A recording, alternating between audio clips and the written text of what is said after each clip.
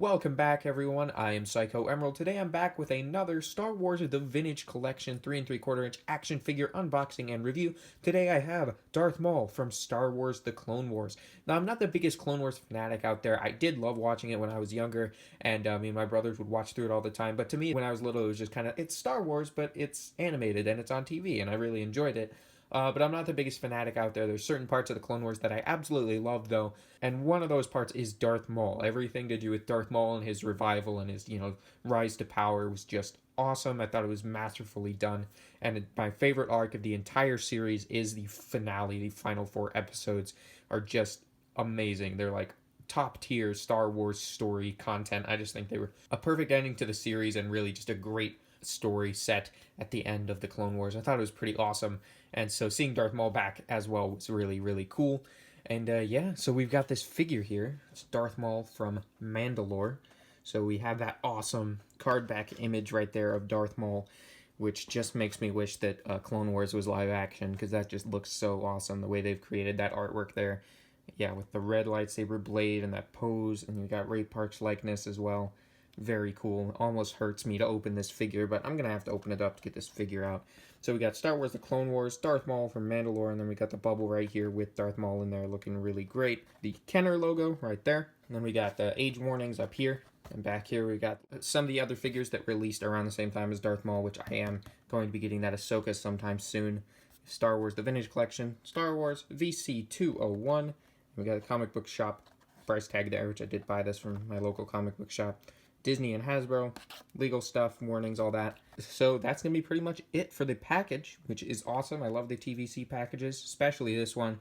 That awesome card back. And it's going to hurt a little bit to open it, but it would hurt me even more not to have this awesome looking figure out of the package, if you can see how good he looks right there. Let me get the trusty unboxing knife and we'll break this guy out of the package. Alright, so here's the trusty unboxing knife. So I'm going to cut down here.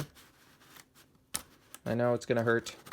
It's going to hurt a lot of people probably to see me cutting this TVC package open. Hopefully it won't be too painful though.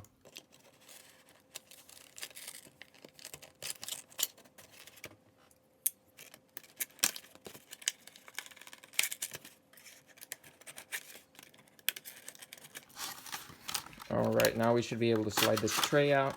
There we are. So here he is. Let's get the lightsabers out first. Looks like they've got tape over them. But we should be able to just do that. Yep.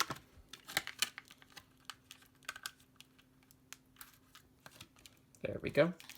And now Darth Maul himself. Alright, so there we have him. He's looking really good. So let's get all the packaging out of the way, and we will take a look at Darth Maul from the Clone Wars. Okay, so there we have Darth Maul all out of the packaging, and for those of you guys who are worried, I preserved the card back very nicely. It's totally fine. And yeah, let's check out the figure, which this figure actually looks pretty amazing, especially for the very small size. If you look at that head sculpt, it's got a good likeness to Ray Park, which is very cool. And then you've got the outfit, and you've got the droid legs, which are very cool. But you got, these going around, which are what attaches his upper torso to his robotic legs, which is very cool. We got all the detail on the face. We could just take a close-up look at the face, see if we can get the light to shine on it. Looks fantastic. Got all the horns as well. All the paint done to create his Night Brother tattoos. Look really good. So we got the brown to kind of do the cloth over there, and then we got the black, or I kind of always thought of it looking kind of like a navy blue. So it goes over his torso. Very cool looking. And we got the gloves, which look good as well. And then we got the shoulder armor, which looks good. And yeah, like I said, the tunic going over his chest there looks good. And then you can see kind of some of his Night Brother tattoos peeking through there. Very cool. And then the back of the figure looks good. We got the robotic legs from the back as well. You can see those. We got more of the robes going on. We got robes back here. The brown robe color definitely looks cool with the dark black or navy blue. And then the horns are painted pretty well. Yeah, I'm really a fan of the way this figure looks. I think it definitely, hopefully the Black Series version that's coming out soon will kind of basically just look like this, but scaled up a little bit. I did think the eyes looked a little bit too close together on this guy, if you can see that. I think the eyes look just a little bit too close together. So that's my only issue, but it's not so bad. It's really not bad. And you can't really tell on camera what I'm trying to talk about. But yeah, I do think that's the only issue I have with it. So hopefully with the Black Series one, they'll basically just scale this figure up and maybe do some improvements to the face to make it just perfect. Because this is really good, but not quite perfect. So yeah, let's check out his lightsabers. Okay, so for accessories, we do have both of his lightsabers here, which are supposed to be one at this point in Season 7, so you can do that and attach them so you have his one lightsaber. So you've got the one that is the half of the Phantom Menace lightsaber that he had, that got cut in half by Obi-Wan, and then we have this, which he must have made off-screen at some point and then attached to his single-bladed lightsaber there. So I actually like the idea of having him just holding this one, so it can kind of be like, you know, the arc, I don't remember exactly what it's called, but where he's trying to take over Mandalore, essentially. And he only has this one lightsaber, this one half of his original lightsaber from Episode 1. So I think it would look pretty cool with him holding this. So let's try to put it into his hand. Okay, so to put it in his hand, very simple. The hands are very rubbery, so the lightsabers will fit in very nicely. So you can have him holding it.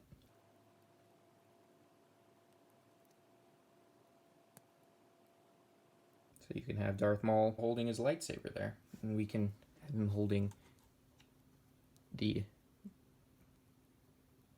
lightsaber with both blades as well. If you want to have him doing that.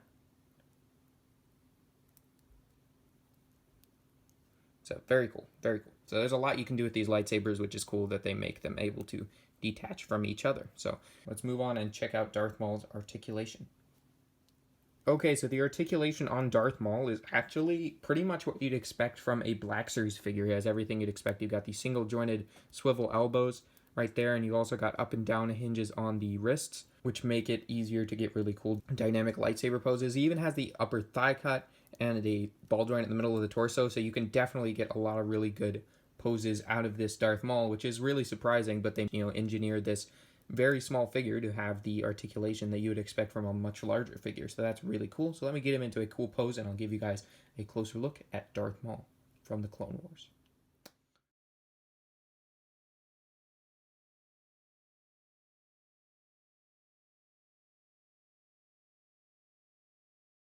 Alright, and just for fun, I thought I'd bring in the old 1999 Phantom Menace Darth Maul figure that I happen to have in my collection. It was one of the earlier figures I got for my collection, and I happen to have him right here, so we can compare them size-wise. Yeah, this guy's huge. I didn't even notice that until just right now when I get them right next to each other. Is that this Darth Maul is huge. So they're not exactly the same scale, but they're supposed to be the same relative scale, so kind of interesting to see how it's changed over the years and how much smaller, I guess, 3.75-inch figures have gotten. So yeah, just thought that would be fun to bring in the old Darth Maul figure to compare the two of them, and that's going to be pretty much it.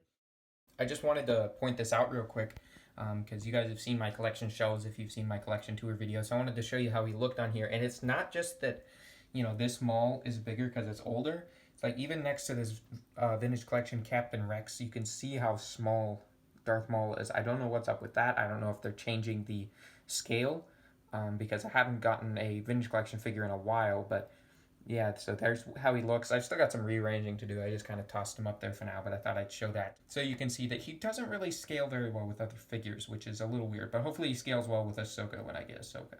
I don't have Ahsoka to compare with Darth Maul yet, but I hopefully will soon. I just wasn't able to buy both of them at the moment, so I decided I'd just go with Maul. And I'm really super happy to have this version of Darth Maul since I love the Darth Maul stories in the Clone Wars so much. I just think they were just so cool to see how he came back and they expanded on his character so much and showed his rise to power and vengeance and all that. I thought it was really cool, so I'm not gonna, you know, keep talking about what I loved about the story. The figure definitely represents that version of Maul really, really well with the head sculpt and the costume, and the lightsabers are really cool. Of course, you do get this one to attach to it if you want to have the specifically Season 7 look for Darth Maul. And yeah, I'm a big fan of this figure. I'm really happy to have it in my collection. It's been a while since I've gotten a 3 3/4-inch figure, but this is definitely a good one to jump back into TVC with. So yeah, looking forward to getting Ahsoka. Hopefully that'll be on the channel in not too long. I've kind of got a lot of videos I've been recording lately, and I have a lot coming up because I have 4 Black Series figures on their way in the mail right now. One of them happens to be Ahsoka from The Mandalorian, which I'm really, really excited about. I had it on pre-order, but I was able to cancel that because Dorkside got them in stock. So I've got one of those on the way now, which is really, really exciting because that figure looks great. So hopefully that review will be up soon, as well as Commander Cody, Casca Reeves, and Bo-Katan. Those figures should all have reviews coming up soon. And yeah, so I hope you guys really enjoyed this video. If you did, please leave a like. I would really appreciate that. If you like Star Wars action figure unboxings and reviews, that's mostly what I do on my channel. My channel is mainly focused on collecting Star Wars, the Black Series, and Marvel Legends action figures, but I like to branch out every now and then and pretty much do a video of whatever I'm adding to my collection. If that's the type of content you are interested in, please consider subscribing if you haven't already in order to join the Knights of Mischief. As always, I hope you guys found this review helpful, hope you found it enjoyable, and I'll see you all in the next one. Goodbye.